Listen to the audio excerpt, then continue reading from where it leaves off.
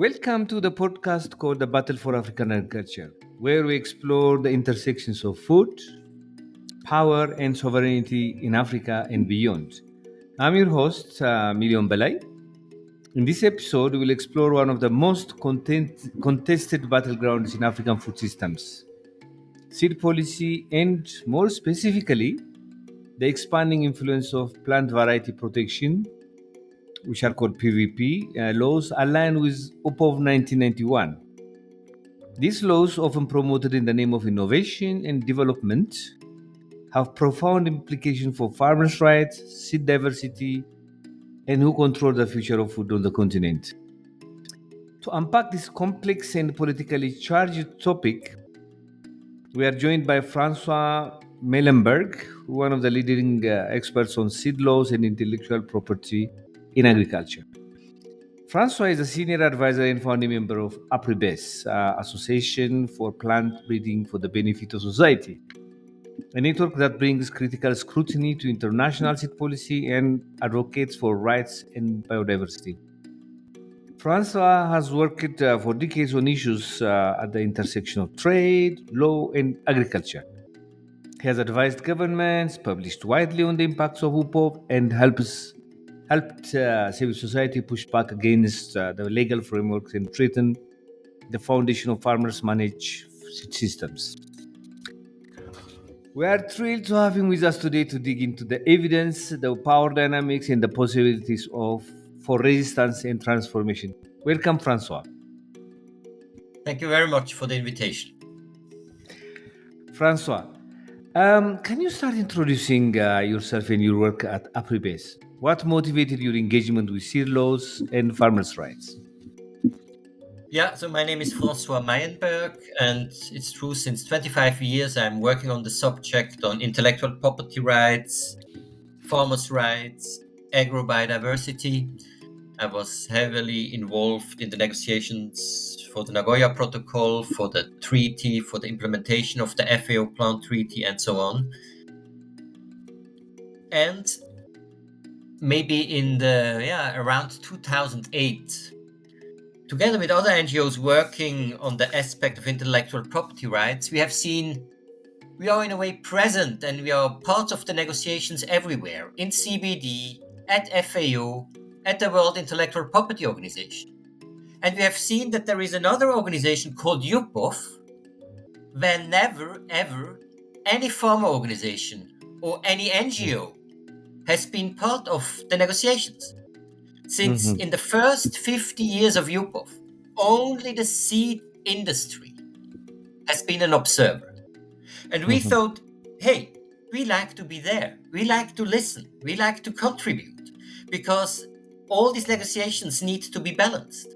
Stop, Francois, what you are saying is you've been participating in CBDs and other international negotiations.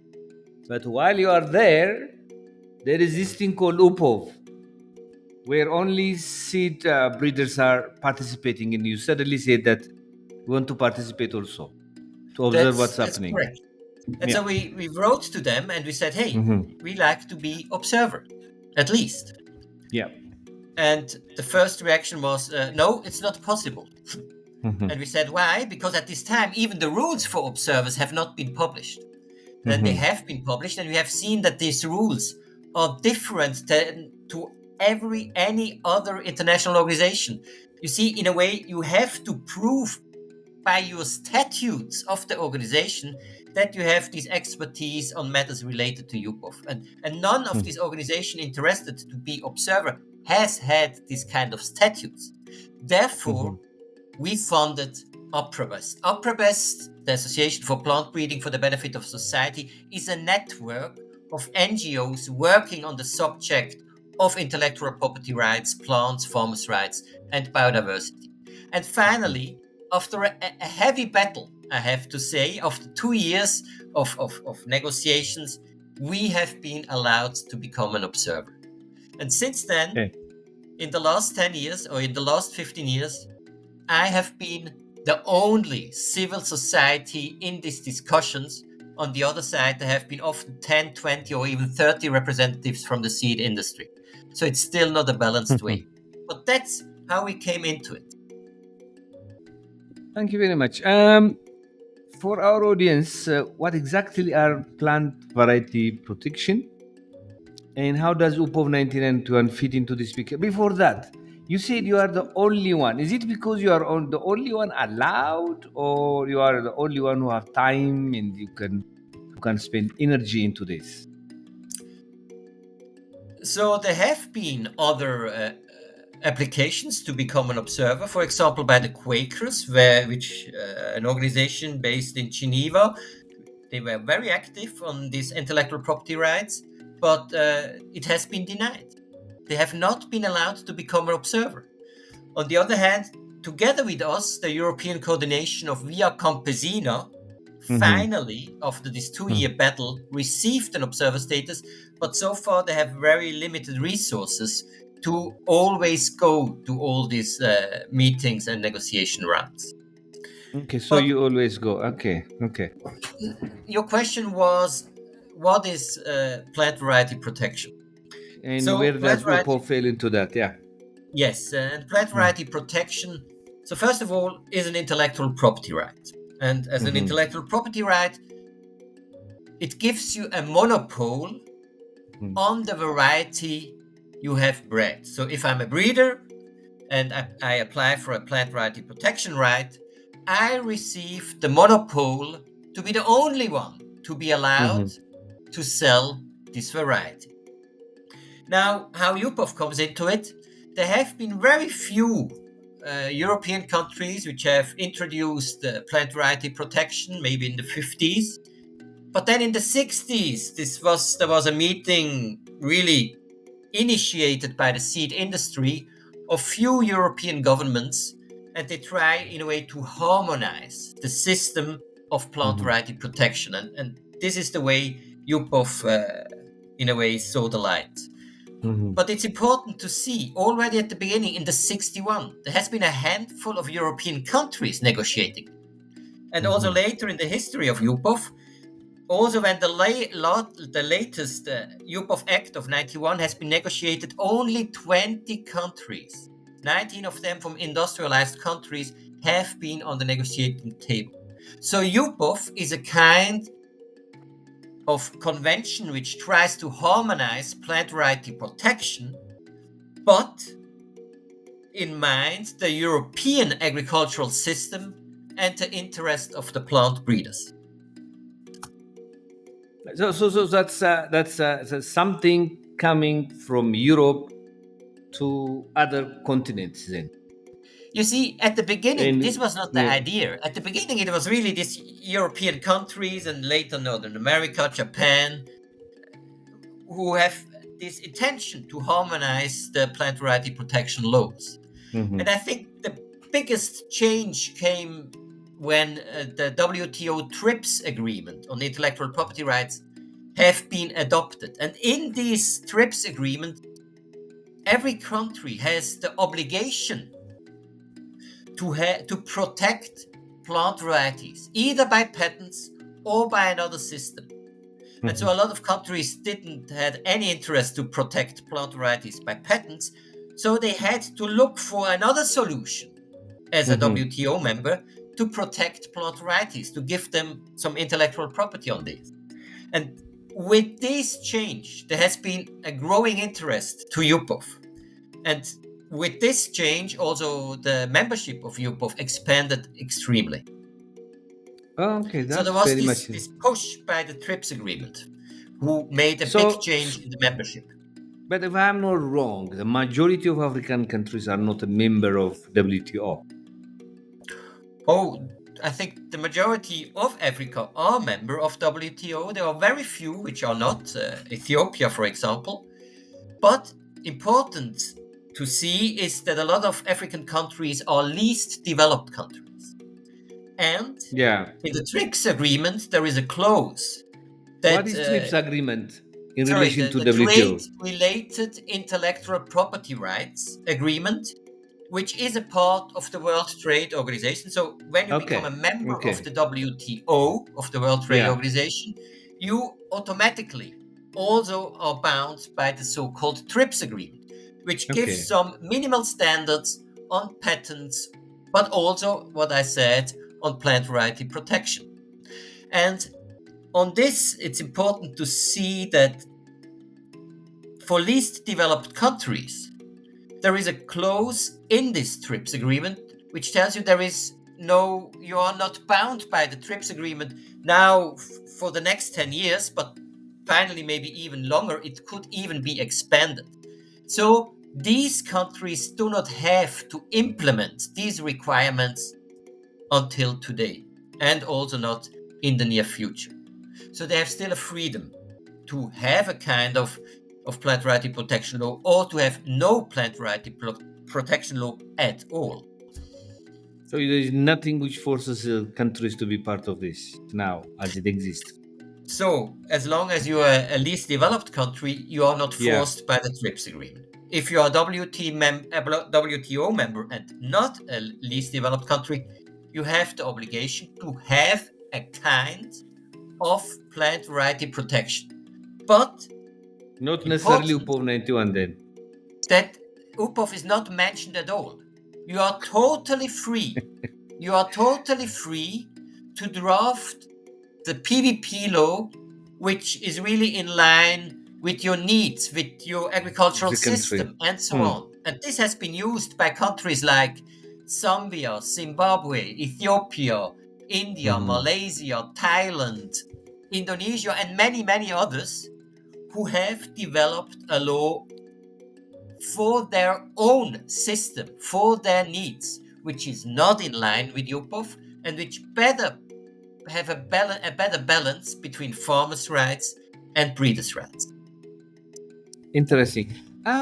Question is, what is the relationship of UPOV 91 with its earlier version of the UPOV 1978 and also the African model law?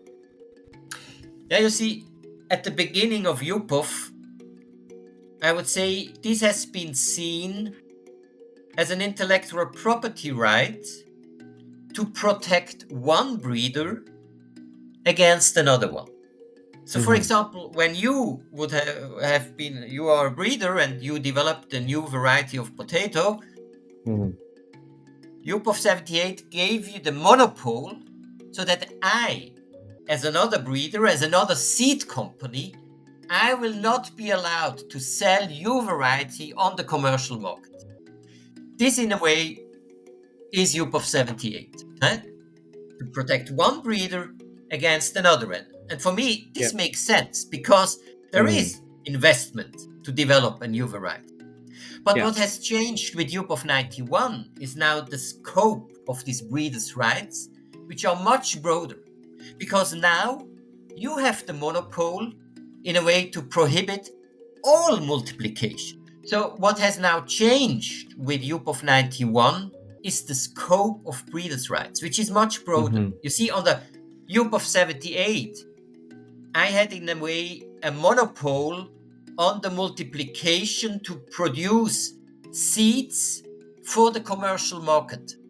Mhm. But now I have a monopole on all multiplications, also the one in farmer Mhm. fields, also on the one on farm safe seeds, even if this propagation material is not intended to enter into the commercial market.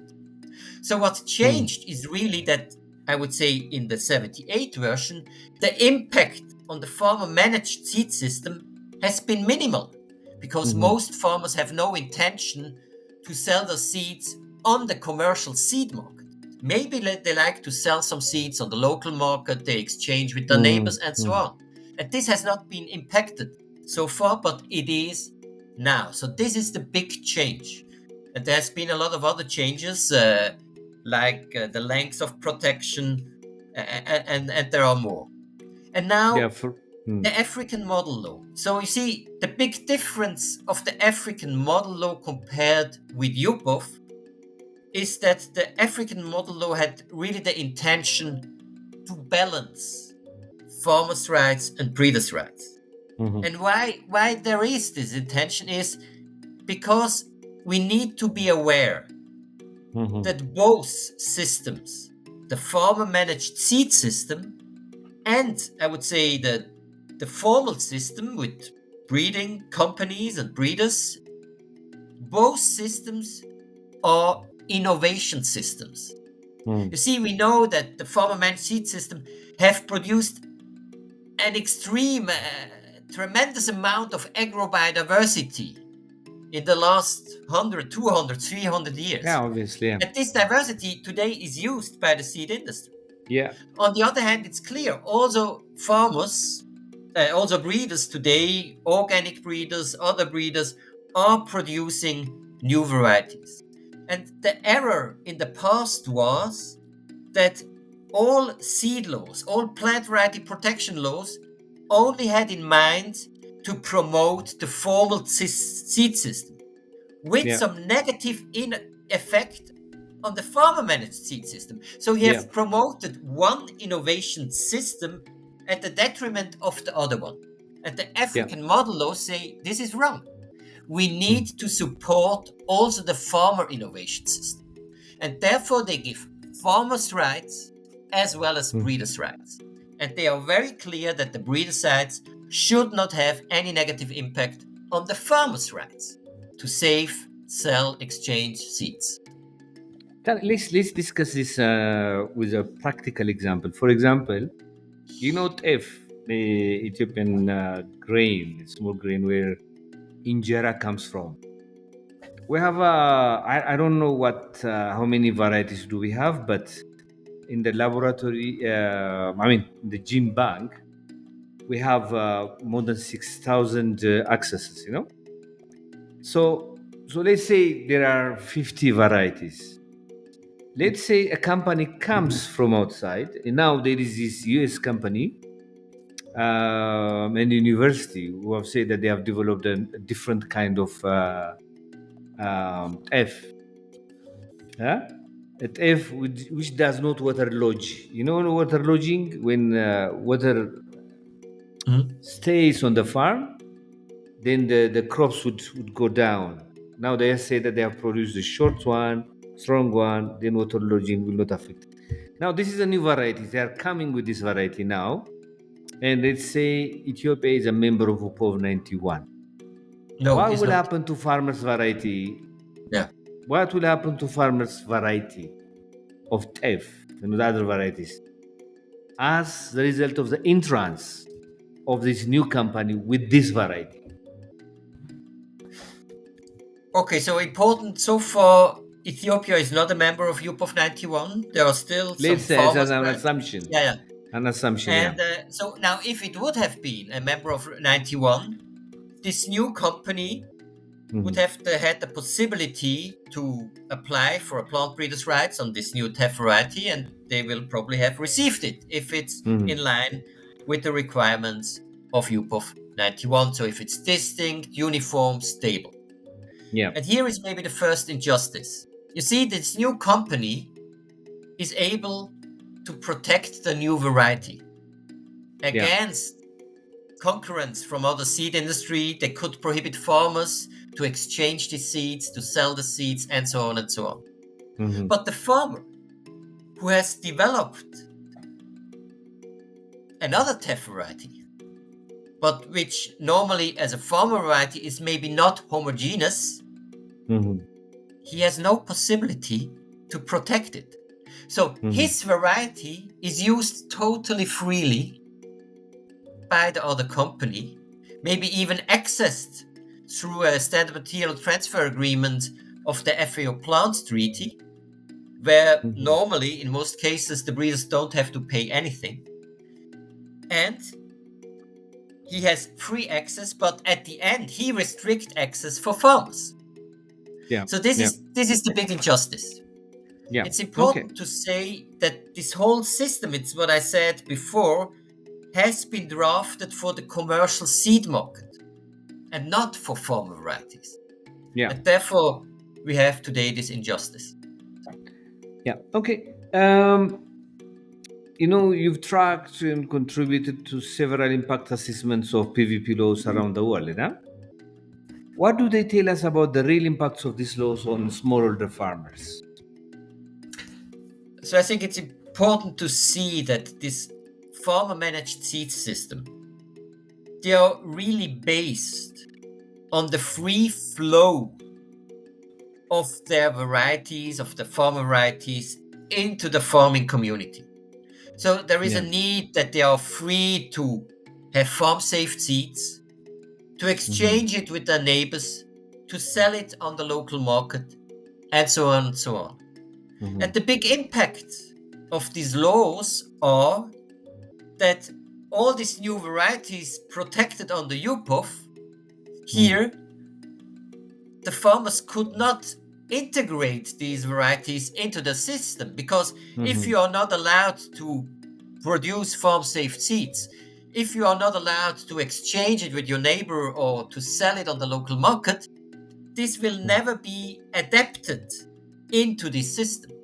So the biggest impact is really that all these varieties are in a way restricted for farmer use. They don't have any free access to these varieties. Now, probably some farmers continue to do what they have done since centuries, to use these varieties, but it's clear it is now illegal. Something is illegal what has been really the center of the seed system for centuries. Maybe we have very few court cases in Africa against small farmers, because often maybe a big seed company says, why should I bring him to jail, to prison? He has no money to pay me anyway. There are much more court cases where farmers go to prison in Europe. And this is maybe also the future for Africa. So these laws will be enforced finally. Although maybe now we have few cases, maybe other farmers are already aligning themselves with these new rules, and they are restricting themselves to go on with the practices they have done for the last centuries. One major concern is the concentration of power in the seed sector. How do UPOV style laws affect market concentration and corporate control? Yeah. So first of all, we have to see today about 80% of seeds in Africa are still produced by the farmer-managed seed system. And I think what laws like UPOV 91 really like to change is to give more market, more power to the breeding companies, by not allowing farmers to freely save seeds and so on and so on. They will expand their market at the cost of the farmer-managed seed system. So these laws are really here to strengthen one system against the other one. But when we speak about market concentration, so that there are not between these two systems, but also within the formal system, we also need to speak about patents. You see, patents are a different kind of intellectual property rights. And I would say, regarding market concentration, they are probably even worse than plant variety protection, because in plant variety protection, at least a breeder has the freedom to use a protected variety for further breeding.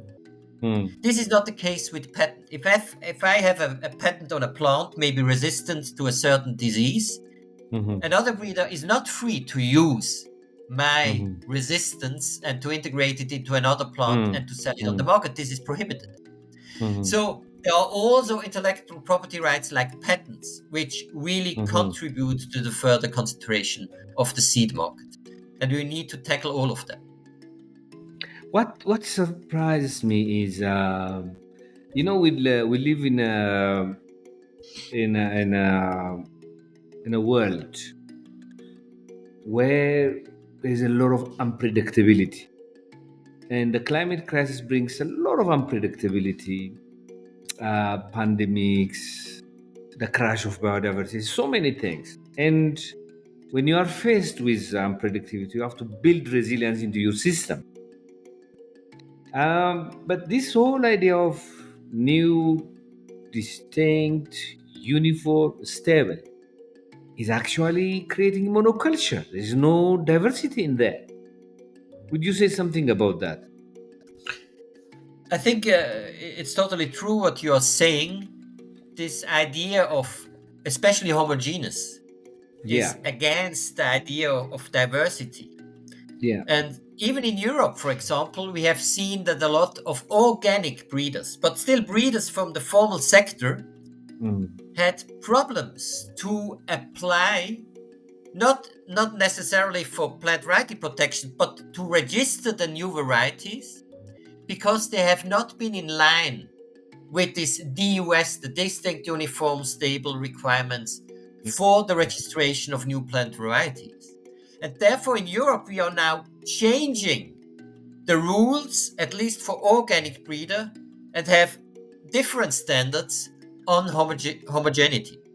And also in Europe, because we see that there is a real need, we allow also for the marketing, for the registration of heterogeneous populations.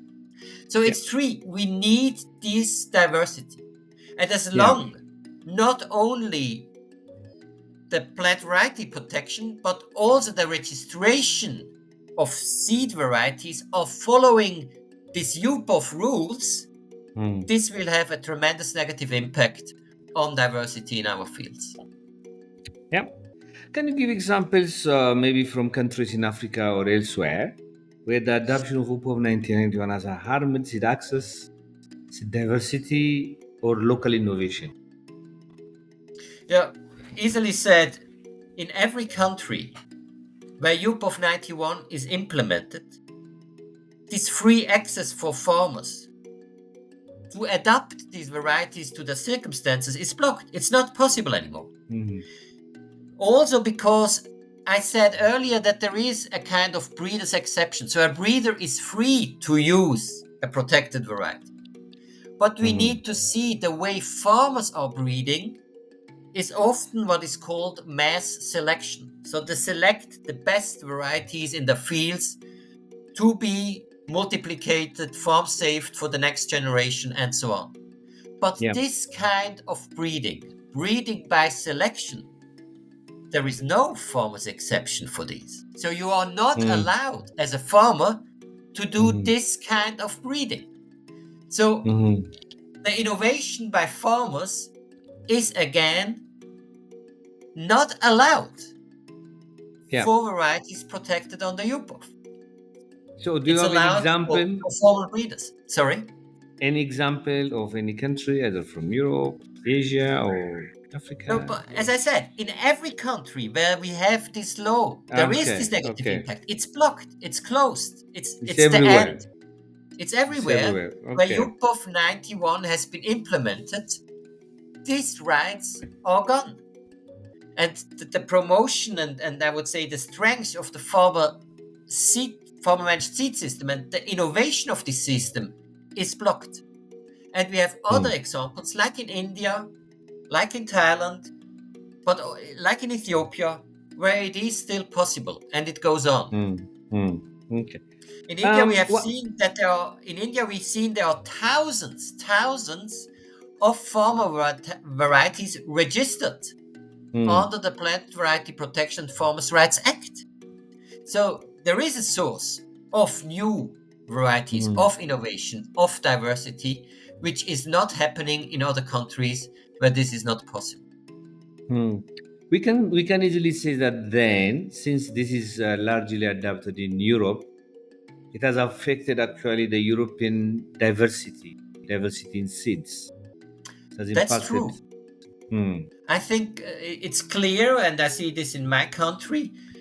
I'm also working for a seed saver organization in Switzerland where we collect a lot of old farmer varieties which have Hmm. been maybe produced 100 years ago or 50 years ago.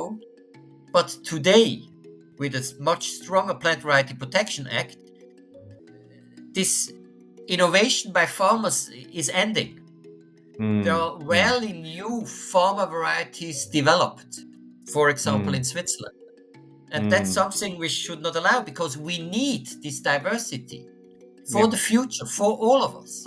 Yeah, that's very important. What trend are you seeing now in the promotion of PVP laws across Africa today? Who is pushing these legal reforms? So we see there is a lot of pressure from the countries with a strong seed industry. It's evident. You see, the Netherlands, France, United States, Japan, these are the main countries pushing developing countries to adopt UPOV 91. And it's clear. The reason is not because they like to be nice, they like to support food security. The reason is business. They like Yeah, to protect the business of their seed industry, and yeah, therefore they like to prohibit farmers to save, use, yeah, exchange, and sell protected seeds. That's the only yeah, reason. yeah, And this is definitely. done by several ways. So, for example, by free trade agreements. Just Mm, now, the European Union is negotiating a free trade agreement with Zimbabwe, Madagascar, and a few other countries.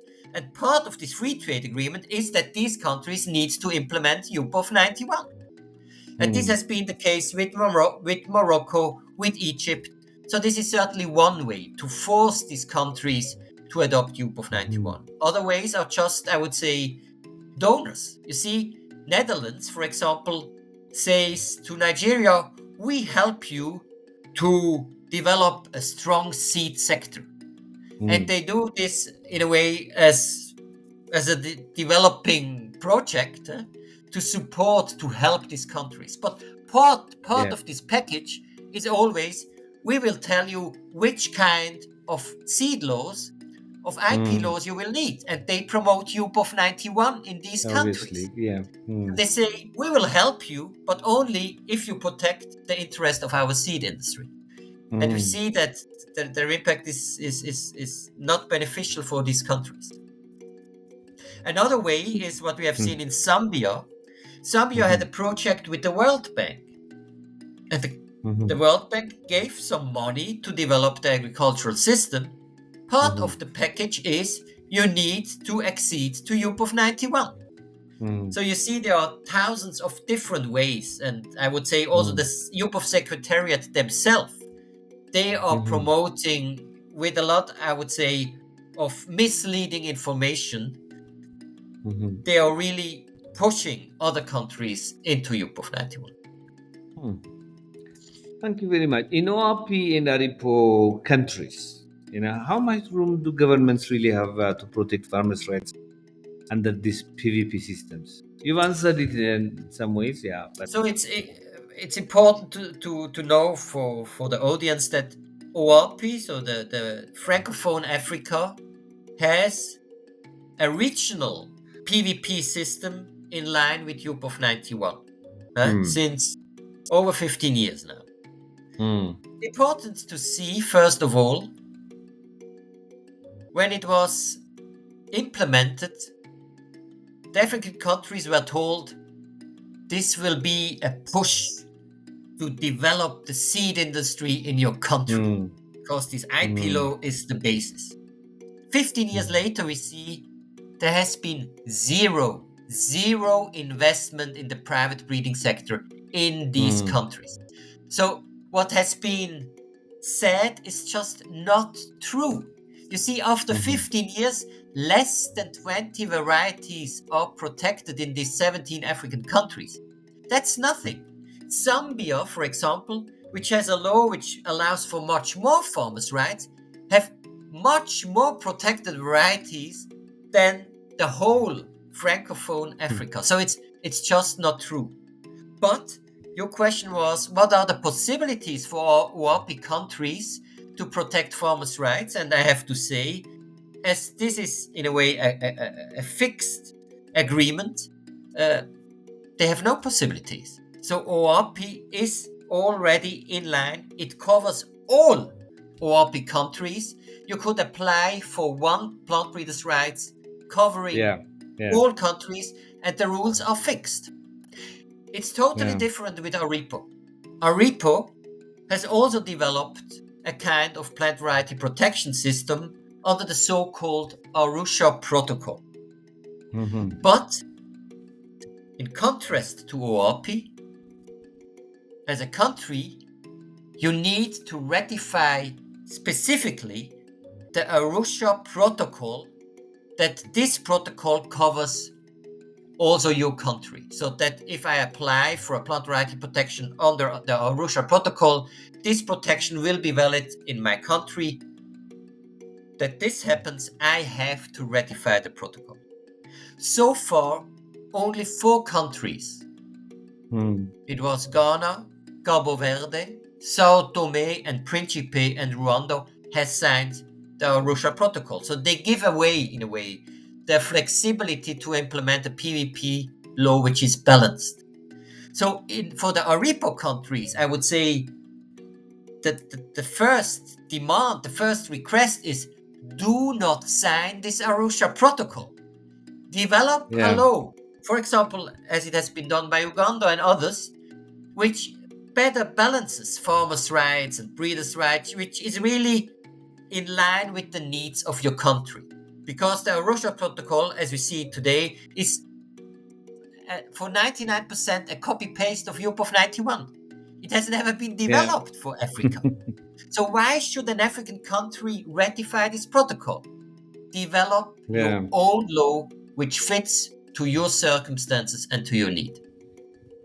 Based on the African model, hopefully. For example.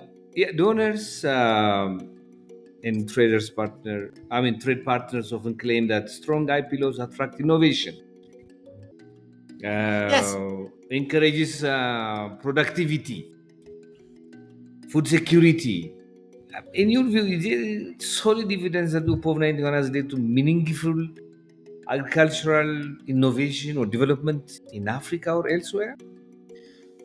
So that's what I'm saying, is that in ORP countries, we have seen that there was zero innovation, even 15 years after the amendment. And the reason is clear, because this system has not been developed for these countries. It has been developed for European countries.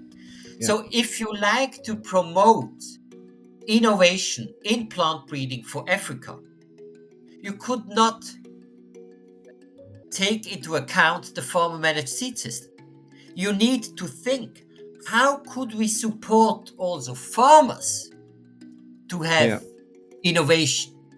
And to do so, and this is also part of the FAO Plant Treaty, to protect innovation by farmers, you need to protect the rights of farmers.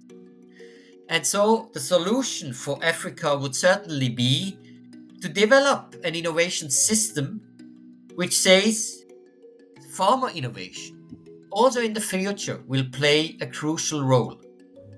And our IP needs to take this into account. This does not mean there is no protection at all for the formal seed system, but it would be stupid to left out the main contributors of the current seed system of Africa. It's just stupid. The question is,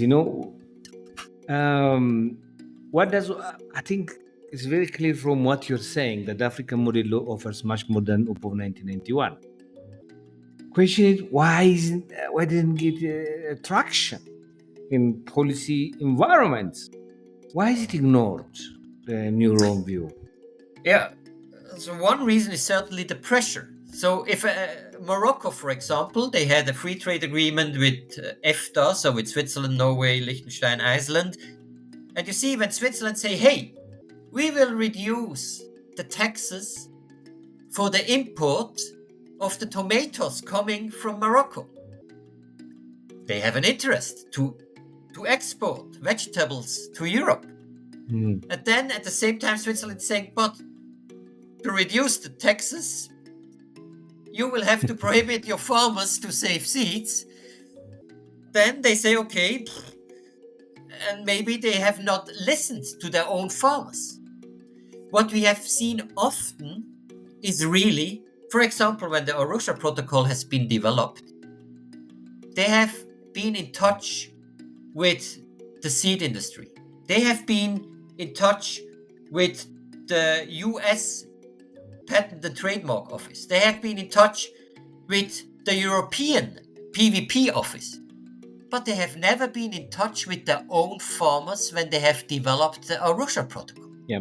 So I think that the main problem is really that they listen too much to the ones who like to protect their own industry, and they listen not enough to the farmers who are responsible for the innovation today. So I think that's really the starting point, part of... to listen, to consult your own people, your own farmers. And when this is done, it's clear any PVP will not end as a copy-paste of UPOV 91. It will be balanced. It will take farmers' rights into it will integrate it into the new law.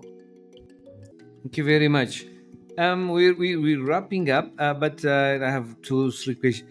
Can you share any successful examples where civil society has pushed back UPOV 91, influenced national or regional seed policies? You see, there are many examples. Hmm. Just, I would say, one big example is Latin America. Mhm.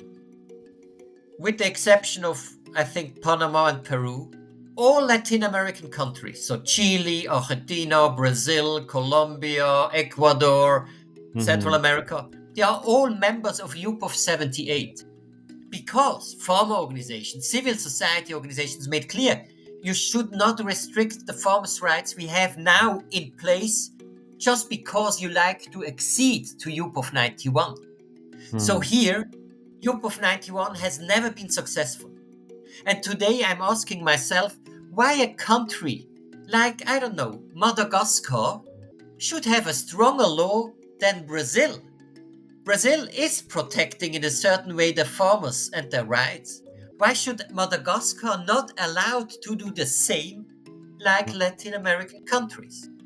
And there is a very interesting case in Honduras where even NGOs have brought this for the Constitutional Court, the new law which has been in line with UPOV 91.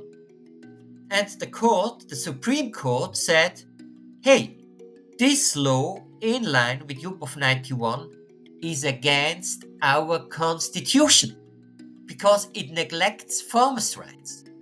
And Honduras is bound by other international agreements to implement these rights. So these are very important successes. But India, for example, is another example. When the Indian law has been developed, NGOs, farmer organizations have been very active, and they finally they achieved that there is not something like a PVP law in place in India, but it's called the Plant Variety Protection and Farmers' Rights Act. This has been the result of a lot of work by NGOs and farm organizations, and there are many, many others. So there are good examples to follow, and I think also this should be done by NGOs, farm organizations in Africa. How can community-based system and indigenous knowledge be better protected and integrated into legal frameworks? So I think we need to be clear. To really support the farmer-managed seed system, this is a much broader issue than only intellectual property rights on seeds. This is also about land, about GMO, about many, many other things. So maybe you need a core law supporting the farmer-managed seed system, or you have to act in many, many, many other laws to make sure that the farmer-managed seed system is not negatively impacted.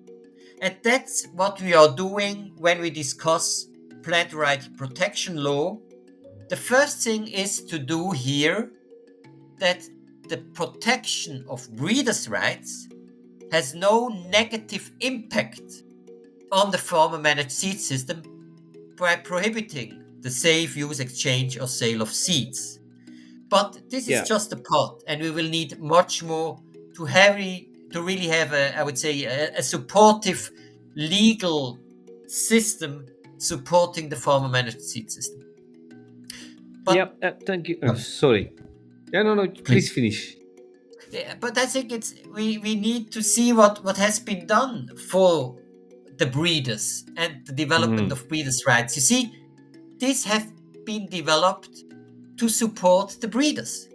And we have the history now, since 100 years, these kind of IP laws have been done to support the work by breeders.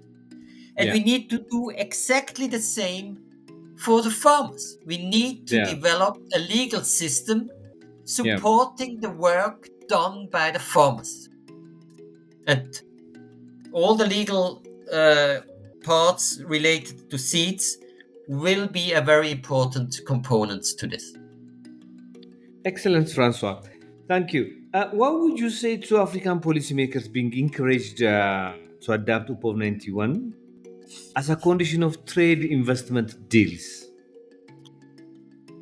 So what we have observed in the past, I would say especially in Asia, if the country which is maybe negotiating with the European Union, with the US or with Japan, if they stay firm, if they have a clear vision that they like to protect farmers' rights, that they are not accepting UPOV 91, often the other side, Europe or EFTA and so on, they will say, okay, because they are also interested in a free trade agreement for other reasons.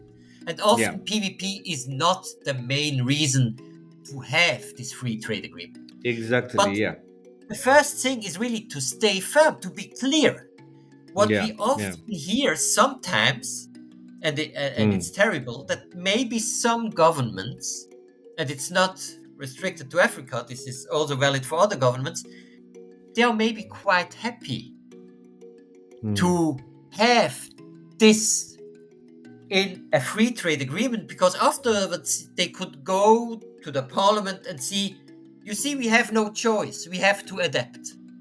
So often the government themselves are not really pushing the interest for their own farmers. So the first point is stay firm, be clear, and if you are really convinced that you will not adopt UPOV 91, and you could tell this to your free trade agreement partner that it is better for all if also the farmer managed seed system is promoted, then they will not urge you to do so. Because the main problem with free trade agreement is the following. The rights to participate are broken when free trade agreements are negotiated. You see, there has never ever been a farmer organization part of the negotiations of a free trade agreement. Never. This is always between the governments. And only when the whole free trade agreement is finalized, they go to parliament, and the parliament has only the possibility to say yes or no.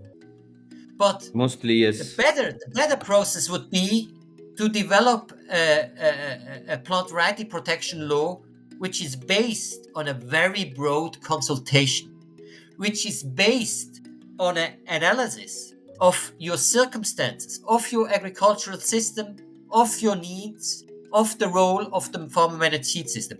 This is the basis to develop a law. And this rule is broken when you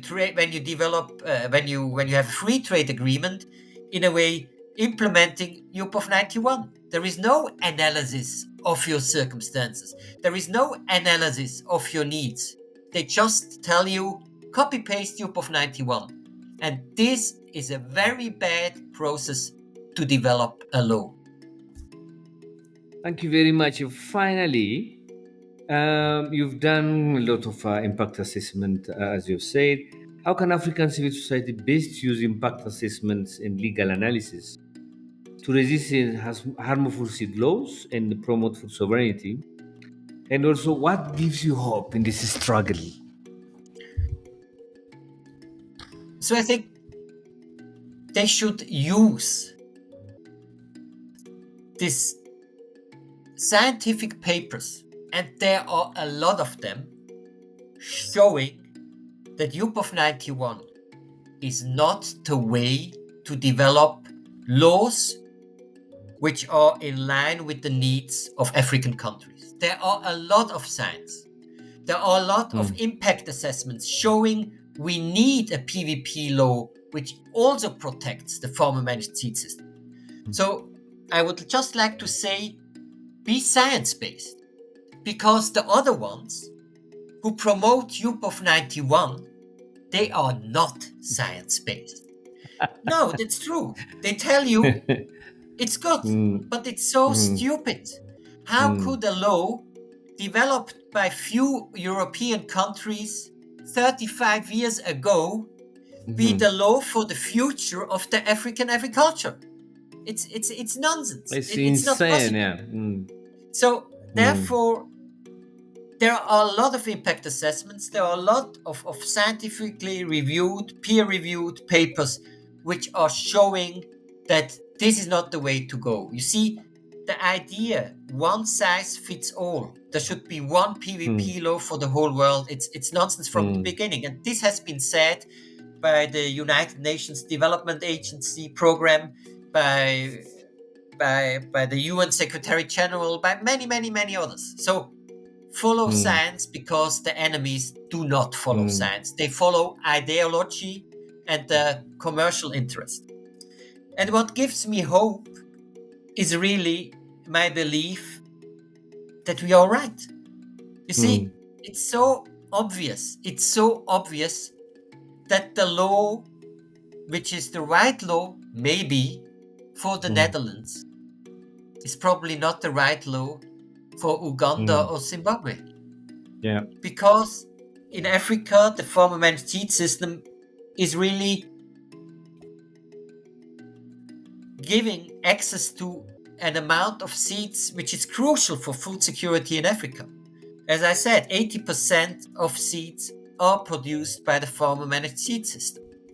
It's evident you need a different law than a country like the Netherlands. And because the evidence is so clear, this is also my hope. And I think our task is to speak to people with this podcast to make clear that you have the freedom and you have the possibility to develop a law which is supporting your agricultural system, which is supporting diversity of food and food security. And you should think about these goals, and you should not just support the interest of European breeders. Excellent. If people want to get materials of upper base, where should they go? So we have a website, as many other Okay. organizations, Okay. www.aprebes. So it's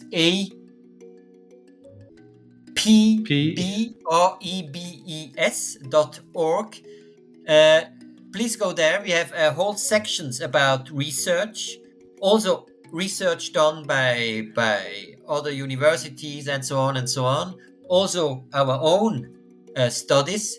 There is free access to all of them on our website. We also have a newsletter, which is maybe produced 5-6 times a year, where we always report about new developments, also about new studies, about new struggles in this area between farmers' rights and breeders' rights. Please. Thank you so sign up. much, Francois. It was a fantastic conversation that I had with you. Plenty of knowledge. I'm sure we have scratched the surface. There's so much that we can talk. But thank you very much. I hope you would come back again. We need you to have another round of discussion. Thank you. Really appreciate it. Thanks a lot for the invitation. It was a pleasure. Yeah.